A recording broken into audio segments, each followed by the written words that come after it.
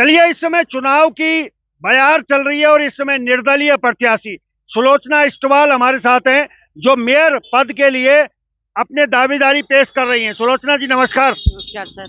कैसा चल रहा है प्रचार? सर सब आप लोगों के आशीर्वाद है, पूरी देहरादून नगर निगम की जनता का आशीर्वाद है, पूरा सपोर्ट है, बहुत अच्छे चल रहा है। एक तरफ जनबल है, एक तरफ धनबल है और एक तरफ आप हैं। क्या लगेगा, जीत पाएंगे उनसे? सर जनबल धनबल हमारे पास कुछ नहीं, लेकिन जो ये जनबल हमारे समर्थक हैं, सपोर्टर हैं, जिनका हमारे प्रति प्रेम है, ये सब सर्वोपरि है।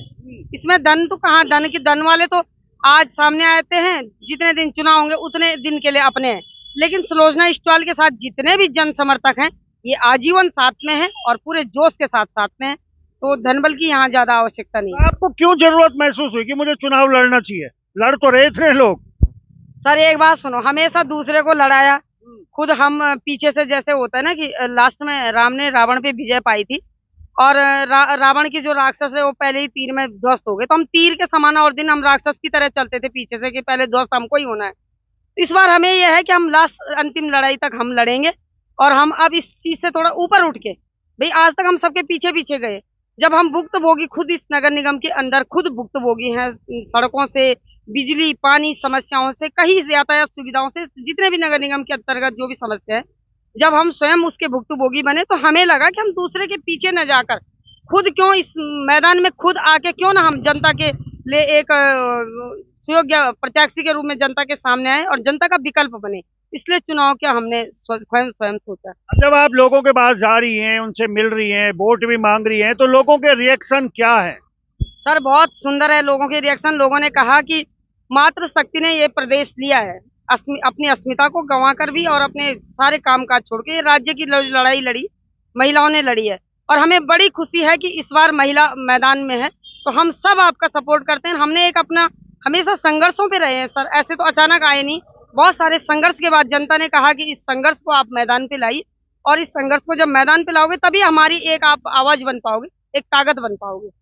जी शिव प्रसाद सेमवाल जी हैं, पिछले काफी लंबे समय से जनता के बीच में हैं और इस बार उन्होंने कई संगठनों ने और कई क्षेत्रीय दलों ने मिलकर एक मेयर का प्रत्याशी उतारा है। सेमवाल जी, क्या लग रहा है, तकरीबन 9 से 10 लाख वोटर हैं शहरी क्षेत्रों में, क्या उन्हें पाठ पाएंगे? बिल्कुल। जिस जनता के साथ हम लोग डे वन से साथ में खड़े हैं, सुलोचना इस्टवाल जी, ऐसा कोई संघर्ष नहीं, ऐसा कोई तबका नहीं, ऐसा कोई वर्ग नहीं, ऐसी कोई समस्या नहीं है जिस संघर्ष में सुलोचना इस्टवाल सबसे अग्रिम पंक्ति में न रही हूँ। तो आज जो है, जो जरूरत है वो वैकल्पिक राजनीति की है, राजनीति को एक विकल्प देने की है। और इसीलिए आज सुलोचना इस्टवाल जी भले ही निर्वाचन आयोग की नजर में एक निर्दलीय प्रत्याशी हों, लेकिन हम सबने, जितने भी राजनीतिक दल, क्षेत्रीय राजनीतिक दल और जन सामाजिक जो संगठन है, हमारी ओर से ये एक सर्वदलीय प्रत्याशी हैं। और सर्वदलीय कैंडिडेट हमने जो है, जिस तरीके से जनता अक्सर कहती है, लोग कहते हैं कि साहब अलग अलग क्यों लड़ते हो, एक मंच पे आओ, तो आज संदेश जनता के लिए है, हमारी ओर से अपील भी है आपके सम्मानित चैनल के माध्यम से कि आज सारे राजनीतिक संगठन जितने भी उत्तराखंड के हैं वो सब एक मंच पे हैं, जितने भी सामाजिक संगठन है सब एक मंच पे है और इन्होंने सबने मिलकर एक सर्वदलीय कैंडिडेट दिया है। अब जनता की बारी है कि वो किस प्रत्याशी को चुनाव में जिताते हैं। एक तरफ वो प्रत्याशी हैं, आप बता दीजिए अंकिता भंडारी वाले मुद्दे पे कहाँ थे, बेरोजगारों के लगभग 27 के करीबन आंदोलन हुए, 27 के 27 आंदोलन में सुलोचना इस्टवाल सबसे आगे थी और आज भी संघर्षरत है।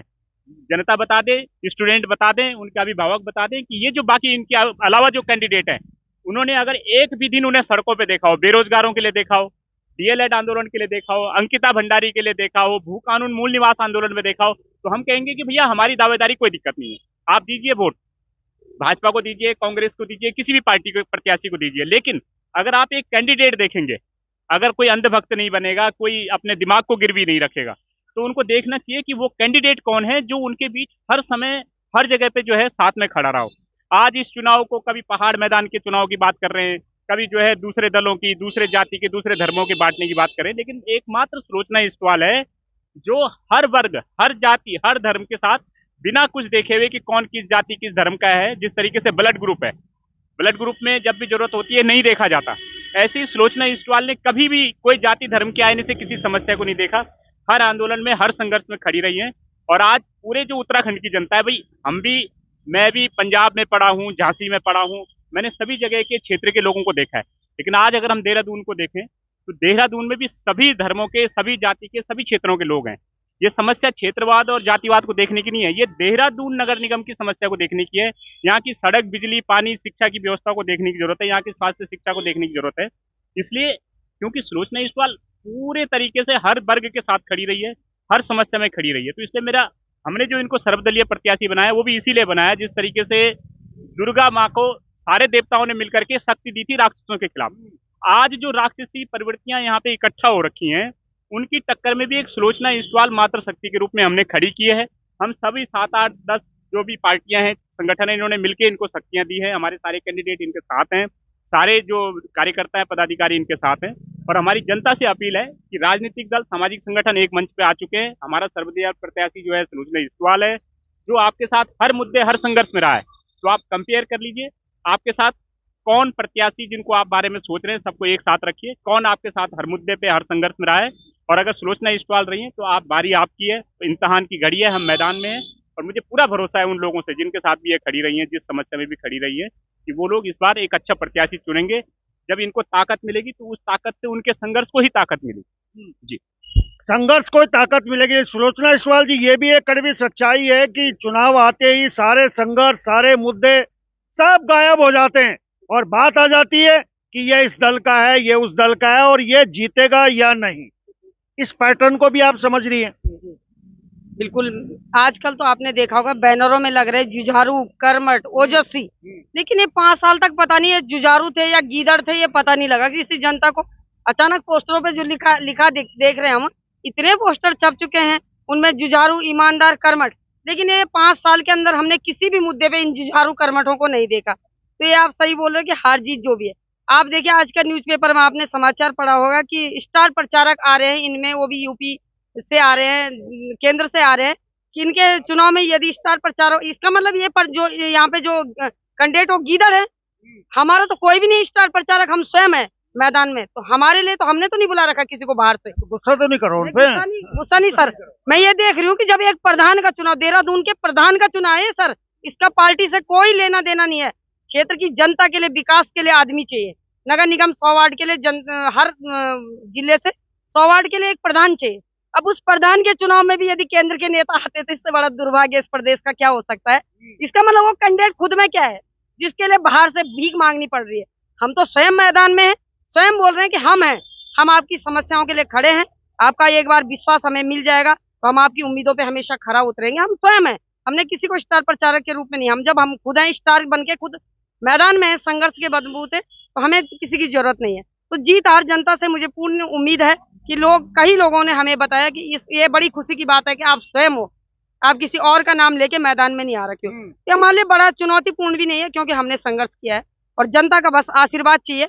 आपके चैनल के माध्यम से मैं बोलना चाहूंगी समस्त देहरादून नगर निगम की जनता को, एक बार मातृ शक्ति को आगे बढ़ाकर देखिए।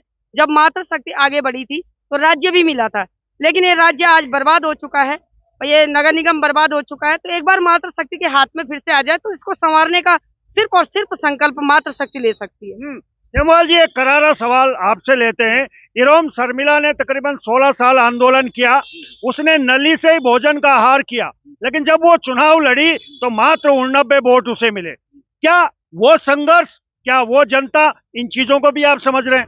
बिल्कुल बिल्कुल, यही सब चुनौतियां हमारे साथ भी हैं, लेकिन भाई इसका मतलब ये नहीं है कि जनता को विकल्प नहीं दिया जाए। जिस दिन इतिहास लिखा जाएगा, भाई पूरे जंगल में आग लगी हो और एक चिड़िया चोंच में पानी डाल के उसे बुझाने का प्रयास कर रही है और बाकी बड़े बड़े दिग्गज दूर हों, तो जिस दिन इतिहास लिखा जाएगा उस दिन चिड़िया का नाम आग बुझाने वालों में लिखा जाएगा।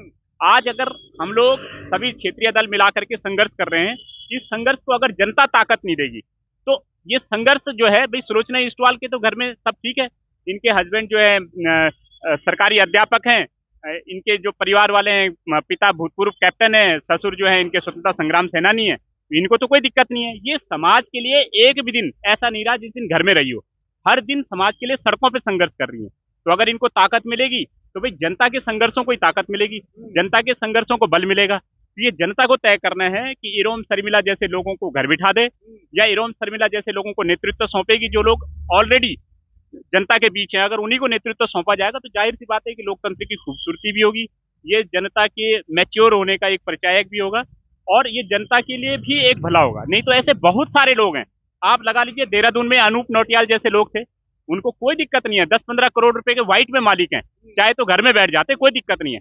लेकिन जनता के लिए संघर्षरत थे, नगर निगम का चुनाव लड़ा उन्होंने, हार गए, घर बैठ गए, चुनाव से दूर हो गए। तो अगर आप अच्छे लोगों को राजनीति से बाहर करोगे, तो जिस तरीके से कहावत है कि राजनीति में ऐसा ही है जैसे खोटे सिक्के सही सिक्कों को चलन से बाहर कर देते हैं, तो अगर पब्लिक भी सही जनप्रतिनिधियों को अगर अपने नेतृत्व देने से बाहर कर देगी, तो फिर लोगों को इसी तरीके की सड़कें मिलेंगी, इसी तरीके की खराब व्यवस्थाएं मिलेंगी, इसी तरीके से देहरादून में कब्जे होते रहेंगे, इसी तरीके से देहरादून में नशा होता रहेगा, अपराध बढ़ते रहेंगे और भुगतना आखिर में जनता को पड़ेगा। तो आज जनता को तय करना है कि एक सर सुलोचना ईस्टवाल है, जो पिछले 5 साल में इनकी फेसबुक उठा के देख लीजिए, हमारी फेसबुक उठा के लीजिए, एक दिन घर में नहीं बैठी और ऐसा कोई संघर्ष नहीं देहरादून में जिसमें खड़ी ना रही हूँ। और या फिर एक वो लोग हैं जो 5 साल में चुनाव के टाइम पे आते हैं, जनता के लोग मतों का हरण करके चले जाते हैं और जनता फिर ठगी रह जाती है। तो ये जनता को तय करना है और आज हम जनता के बीच में। चलिए, अब यह आपको तय करना है कि सुलोचना ईस्टवाल जैसे जो लगातार संघर्ष कर रहे हैं, जनता के लिए लड़ रहे हैं, वो आपको चाहिए या दिल्ली से चुने हुए मोटे पेट वाले वो आपको चाहिए? तय आपको करना है। और दिन 23 तारीख को मतदान होगा और ये बता रहे हैं कि इनका पंखा है, गर्मियों में बहुत काम आता है ये पंखा, लेकिन इस समय ये काम सुलोचना ईस्टवाल जी के भी आ रहा है। तो इनका चुनाव निशान पंखा है। गौर से देख लीजिएगा इस चेहरे को। इन्होंने दावा किया है कि ये हर वक्त जनता के लिए खड़े होते हैं। अब तय आपको करना है, तो चलिए बने रहे।